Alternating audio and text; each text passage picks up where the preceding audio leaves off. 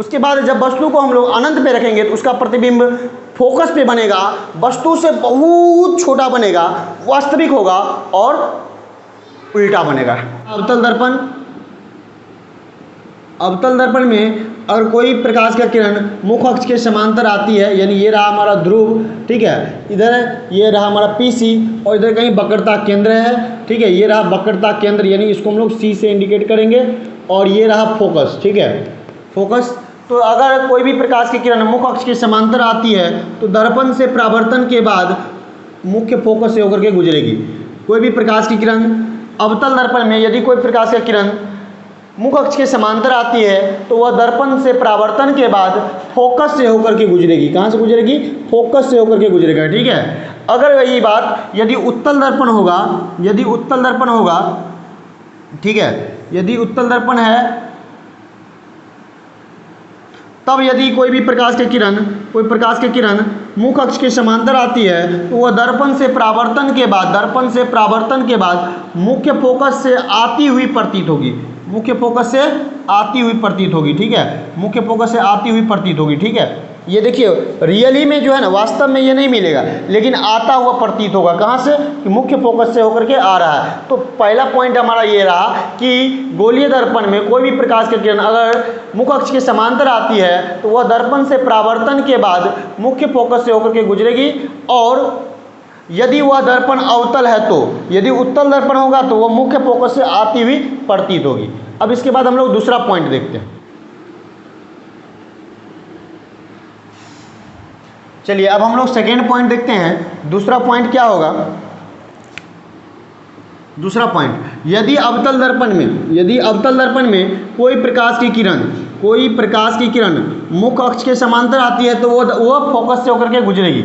यदि बात नंबर दूसरा है, ये देखिए दूसरा बात है, यदि कोई प्रकाश की किरण, ठीक है, मुख्य फोकस से होकर अगर आ रही है, मुख्य फोकस से होकर अगर आ रही है, फोकस से होकर अगर आ रही है, ठीक है, यदि फोकस से होकर आ रही है, यदि आपतित किरण मुख्य फोकस से आ रही है, तब दर्पण से परावर्तन के बाद यह मुख्य अक्ष के समांतर जाएगा, ठीक है। यदि कोई प्रकाश की किरण फोकस से होकर आती है तो वह मुख्य अक्ष के समांतर ही लौट जाएगा।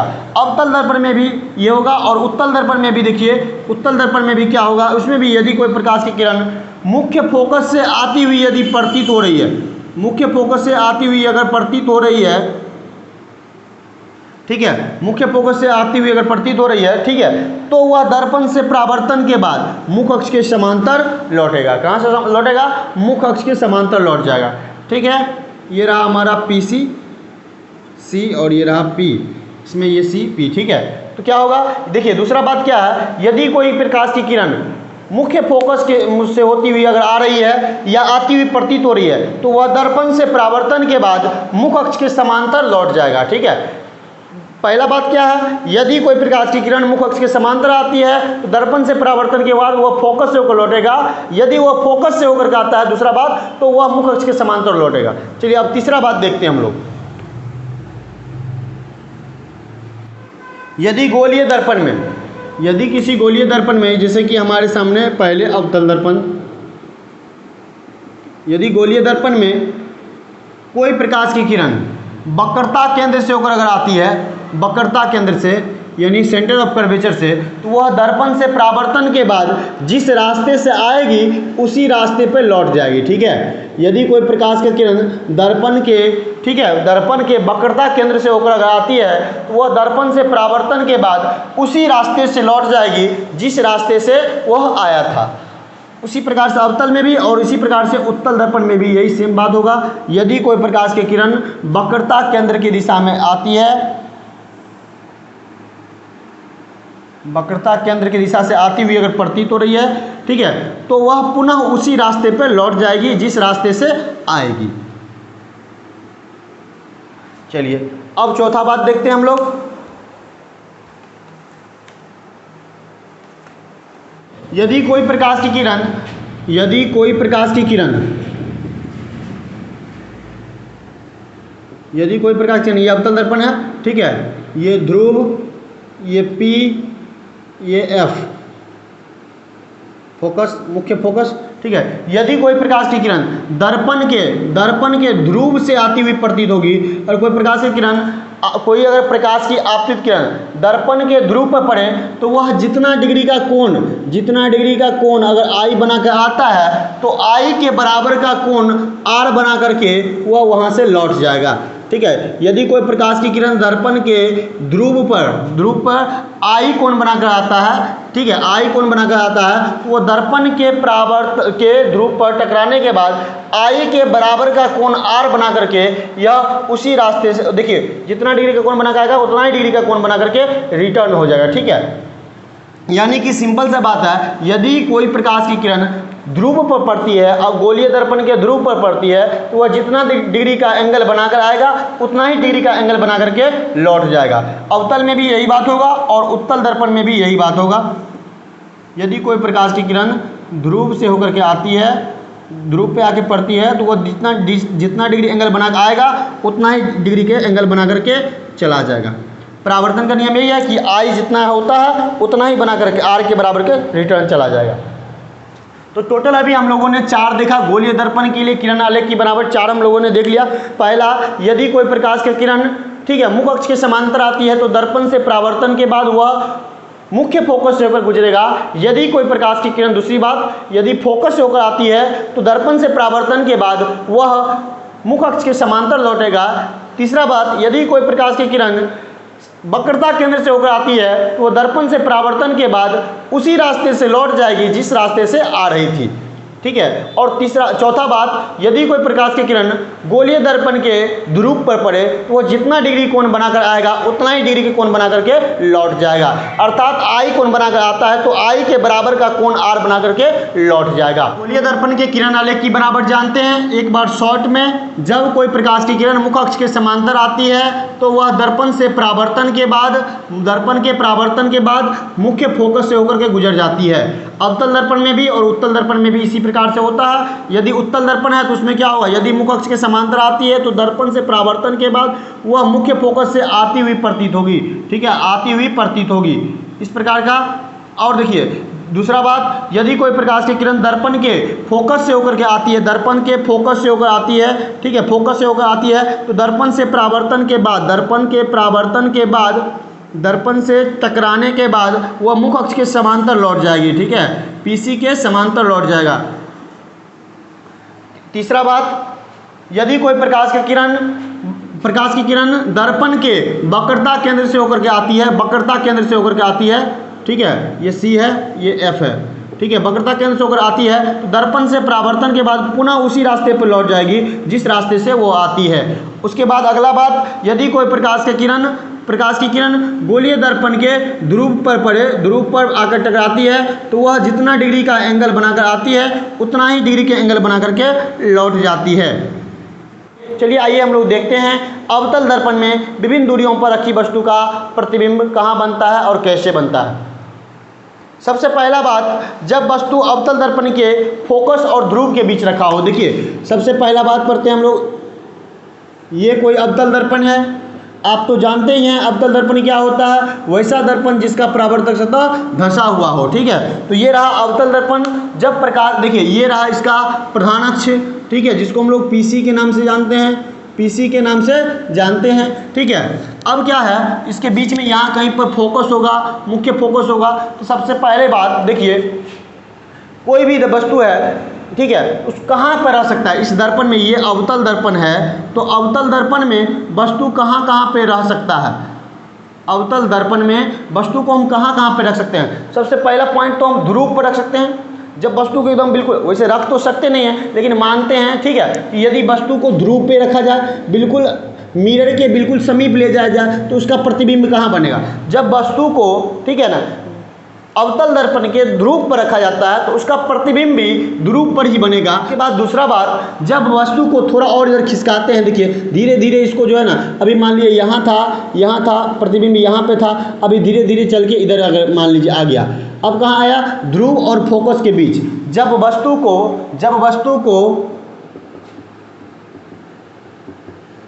को ध्रुव और फोकस के बीच रखा जाता है, ठीक है, फोकस के बीच रखा जाता है। जब वस्तु ध्रुव और फोकस के बीच हो तो उसका प्रतिबिंब कहाँ बनेगा?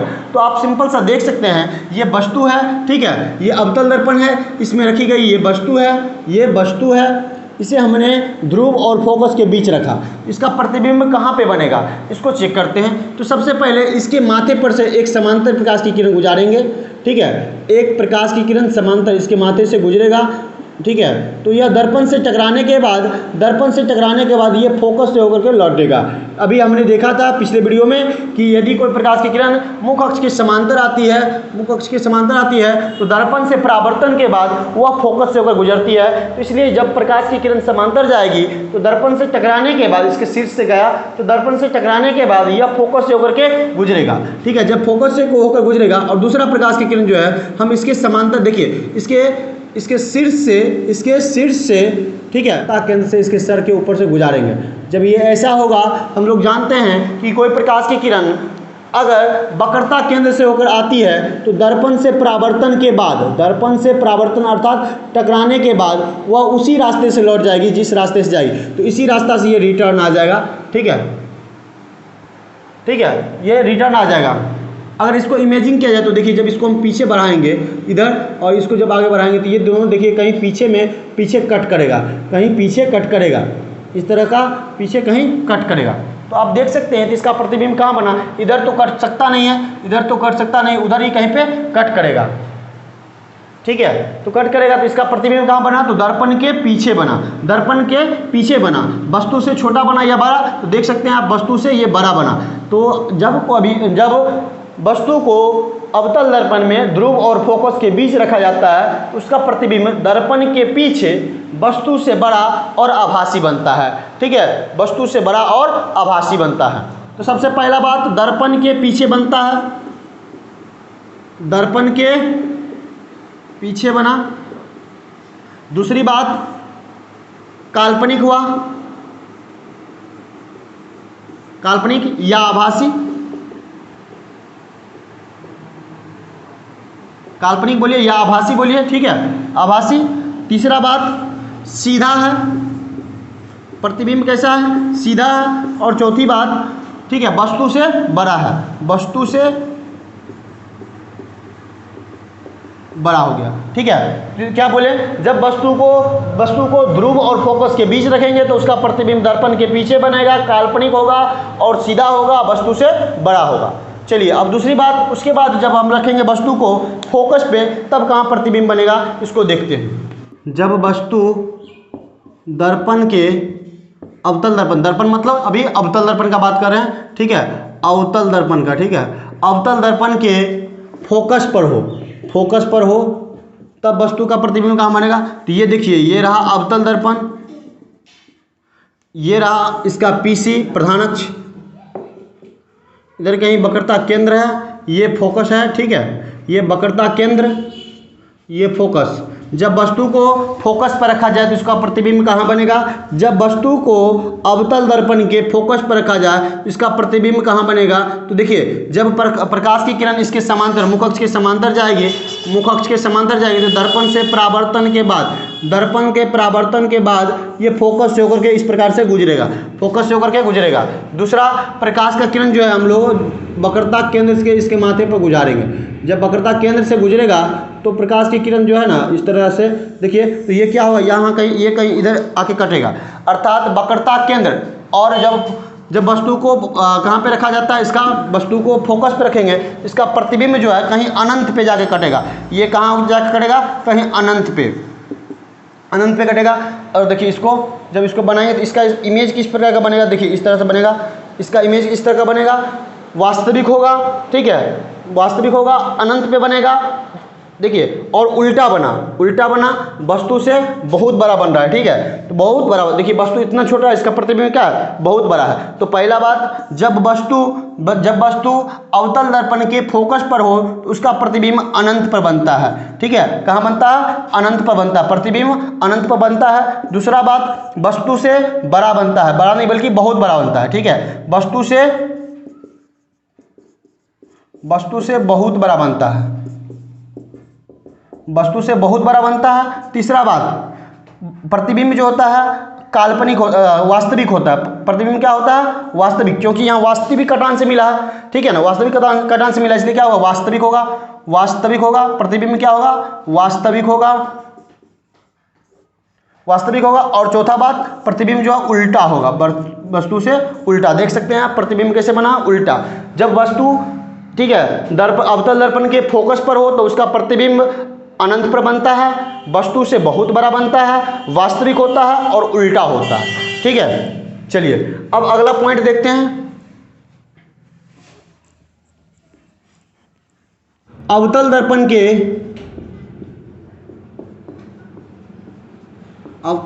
के वक्रता, फोकस और वक्रता केंद्र के बीच स्थित हो, ठीक है, फोकस और वक्रता केंद्र के बीच स्थित हो तो इसका प्रतिबिंब कहाँ बनेगा? तो देख सकते हैं आप, यह एक अवतल दर्पण है, ये एक अवतल दर्पण रहा, ये इसका प्रधान अक्ष,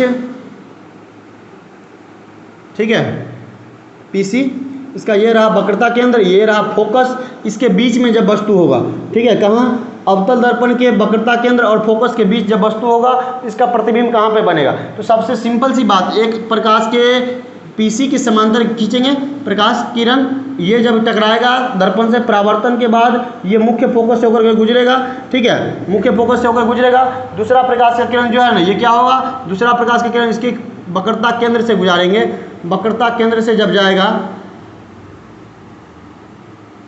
ठीक है, तो दर्पण से परावर्तन के बाद उसी रास्ते से ये लौट आएगा।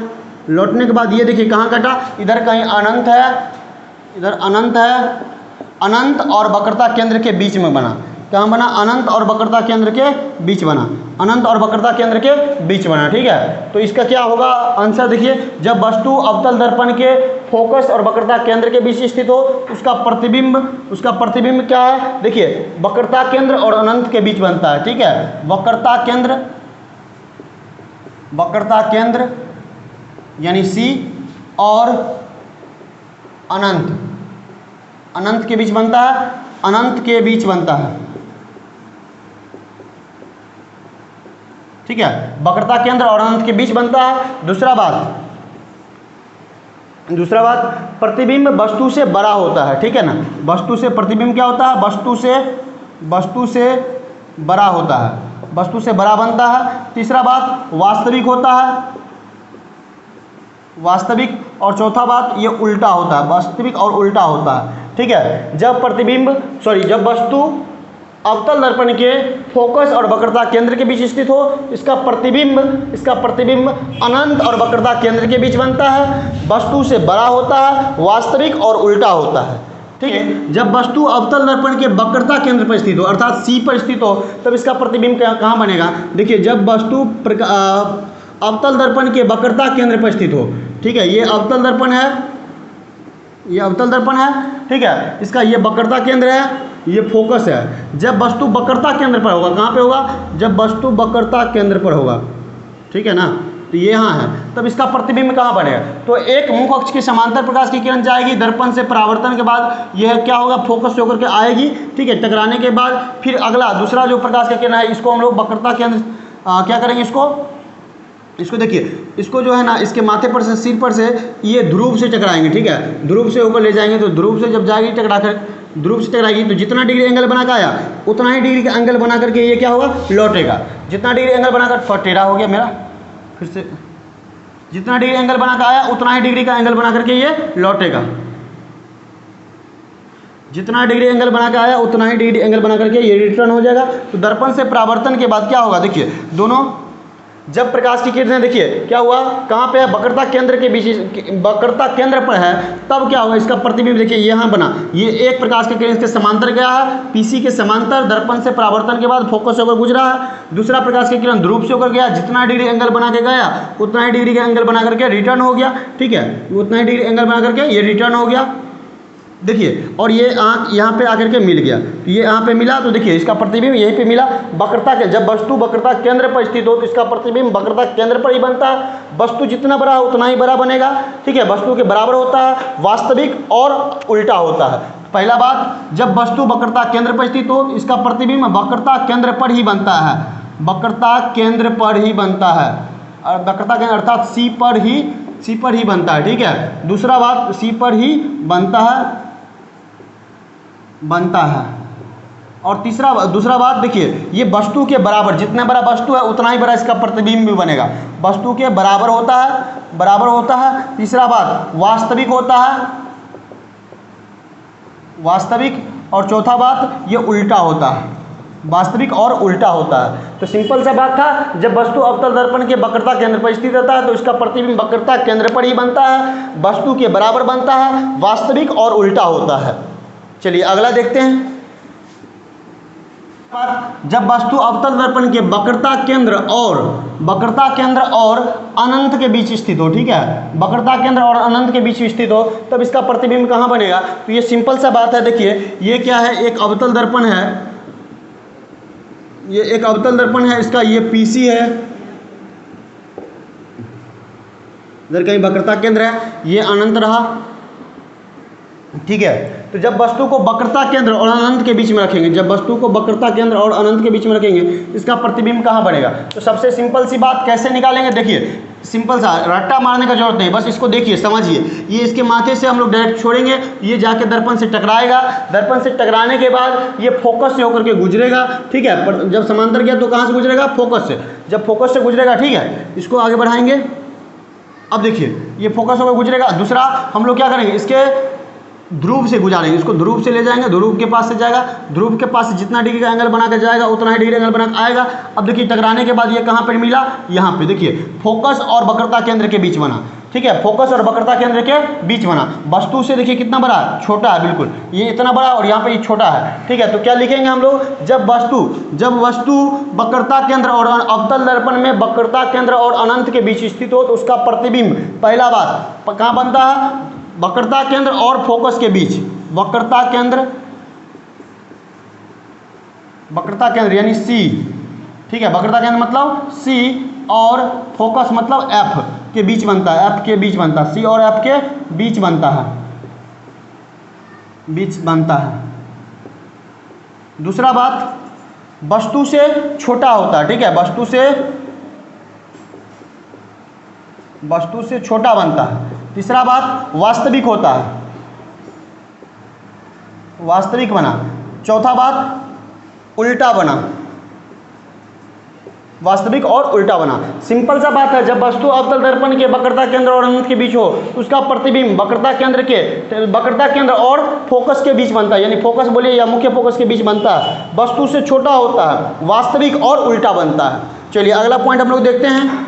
जब वस्तु अवतल दर्पण में अनंत पर स्थित हो तो इसका प्रतिबिंब कहाँ बनेगा? देखिए और कैसा बनेगा देखते हैं। ये अवतल दर्पण है, ये क्या है? अवतल दर्पण है, ये इसका पीसी है, सी है, ठीक है, पीसी है। जब वस्तु अनंत पर है तो प्रकाश का किरण जब आएगा, ये लीजिए समांतर, जैसे मान लेते हैं अनंत से ये समांतर आ रही है प्रकाश की किरण, तो दर्पण से परावर्तन के बाद कहाँ से गुजरेगा? ये फोकस से होकर के गुजरेगा। कहाँ से गुजरेगा?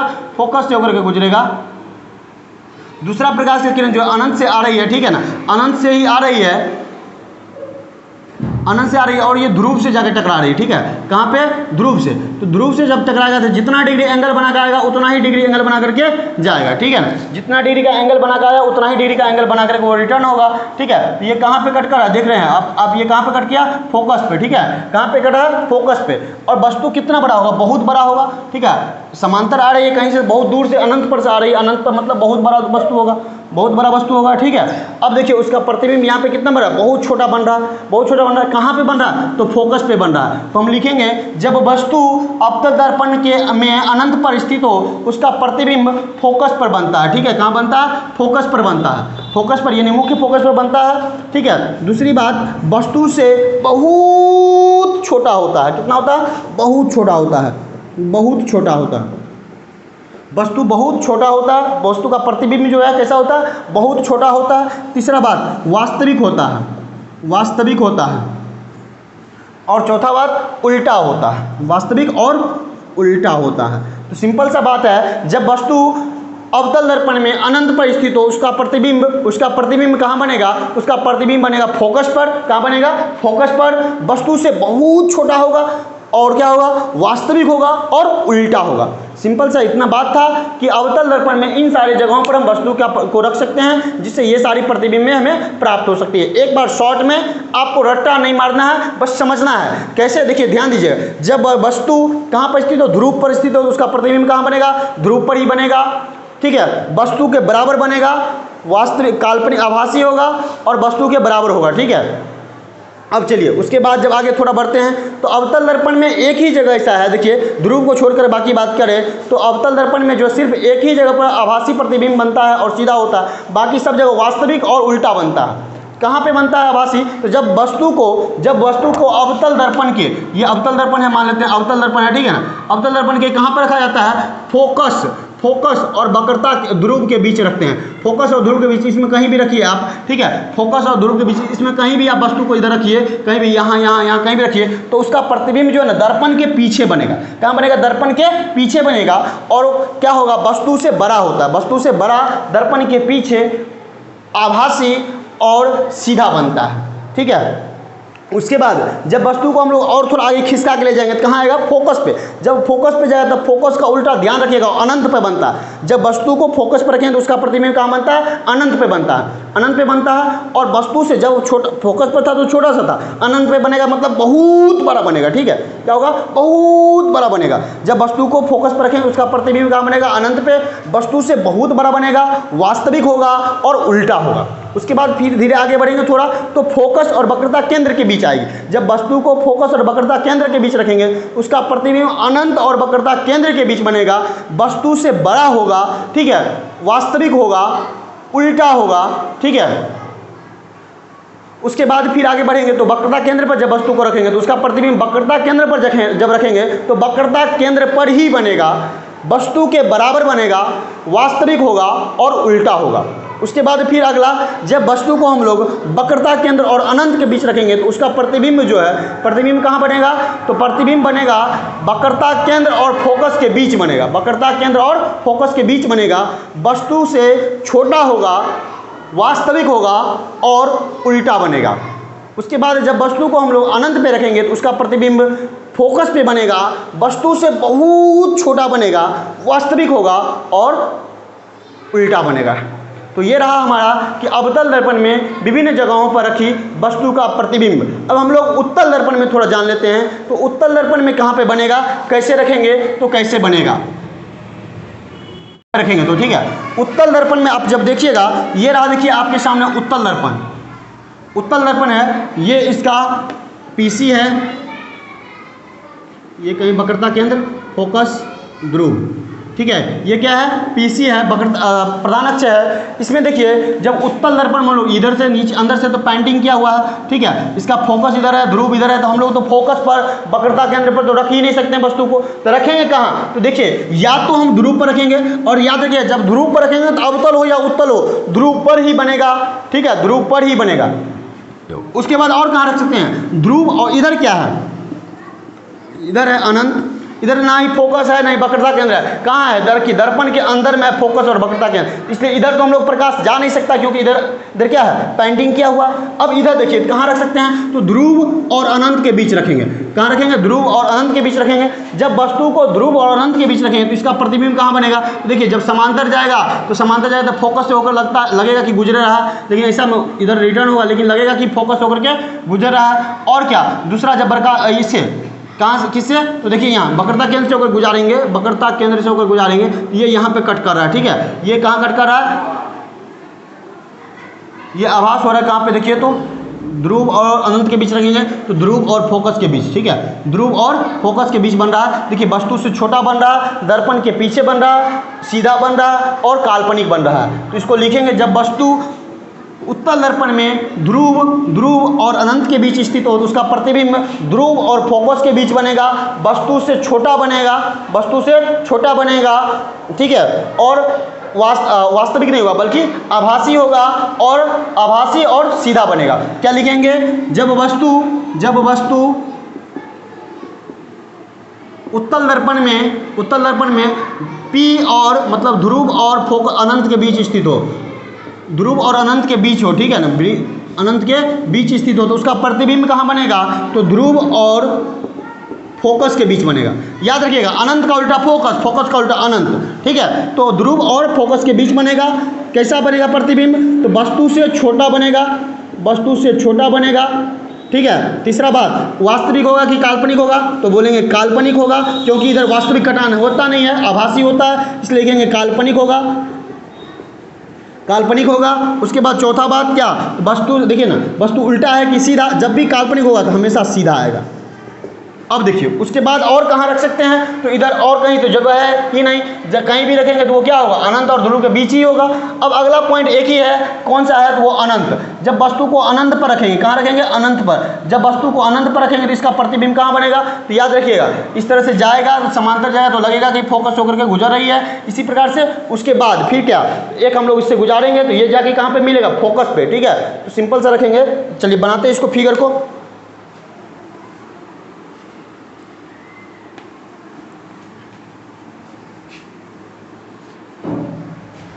जब वस्तु उत्तल दर्पण में कहाँ पे हो? अनंत पर हो स्थित। ठीक है, अनंत पर होगा, तब देखिए ये उत्तल दर्पण है,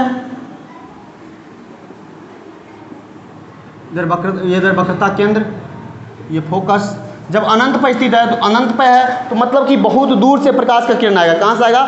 बहुत दूर। बहुत दूर का मतलब क्या? सूर्य या चंद्रमा के पास से आएगा प्रकाश का किरण। ठीक है, सूर्य दर्पण से टकराएगा। ठीक है, अगर इसे अगर दर्पण के समांतर आता है, समांतर आता है तो ये क्या होगा? देखिए ये इस प्रकार से जाएगा, इस प्रकार से लगेगा कि फोकस होकर आ रहा है, इस तरह से लौटेगा। दूसरा जो है, फिर दूसरा जब हम लोग इसके क्या करेंगे, दूसरा जो है प्रकाश का किरण ध्रुव से गुजारेंगे, ध्रुव से गुजारेंगे तो ये दर्पण से उस क्या करेगा? जितना डिग्री एंगल बनाकर आया, जितना डिग्री एंगल बनाकर आया, आई उतना ही डिग्री का एंगल आर बना करके लौटेगा। लेकिन लग रहा है कि इधर पीछे कहीं से आ रहा है, तो ये जाके फोकस पे कट करेगा। ठीक है, ये फोकस है, ये फोकस पे टकरा कटेगा। ठीक है, कहाँ पे बनेगा? फोकस पे। तो ये वस्तु से क्या हो रहा है? छोटा बन रहा है, बहुत छोटा बन रहा है, वस्तु से बहुत छोटा बन रहा है। कहाँ पे बन रहा है? अनंत पे बन रहा है। ठीक है, तो सिंपल सा बात, जब वस्तु उत्तल दर्पण में अनंत पर स्थित हो तो इसका प्रतिबिंब फोकस पे बनेगा। पहला बात कहाँ बनेगा? फोकस पर, फोकस यानी एफ पर बनेगा। दूसरा बात क्या होगा? प्रतिबिंब का साइज क्या होगा? तो बहुत छोटा होगा। क्या होगा?